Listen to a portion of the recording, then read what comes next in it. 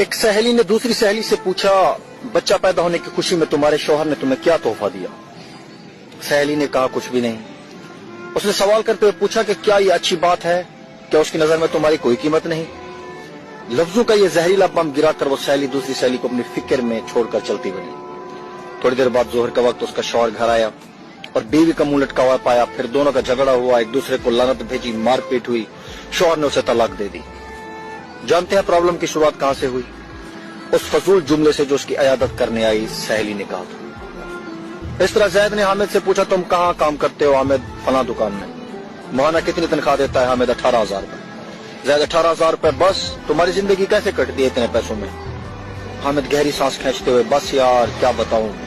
Meeting खत्म हुई। कुछ दिनों के बाद हामिद अब अपने काम से बेजार हो गया और तनख्वाह बढ़ाने की डिमांड कर दी, जिसे मालिक ने रद्द कर दिया। नौजवान ने जॉब छोड़ दी और बेरोजगार हो गया। पहले उसके पास काम था, अब काम नहीं रहा।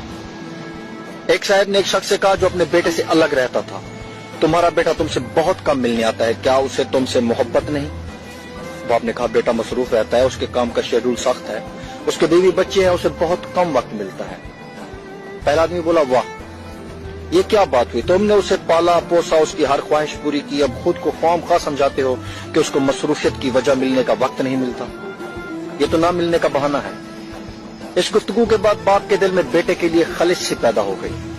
बेटा जब भी मिलने आता वो ये ही सोचता रहता कि इसके पास सबके लिए वक्त है सवाए मेरे।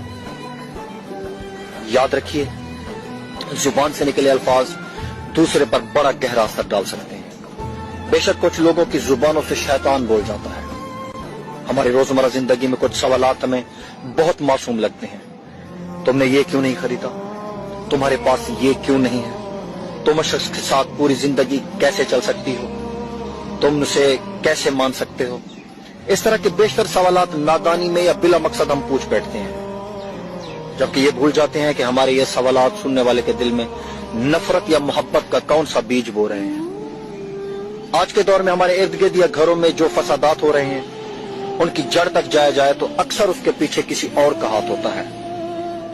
वो ये नहीं जानते कि नादानी में या जानबूझकर बोले जाने वाले जुमले किसी की जाती जिंदगी को तबाह कर सकते हैं। फसाद फैलाने वाले ना बनो।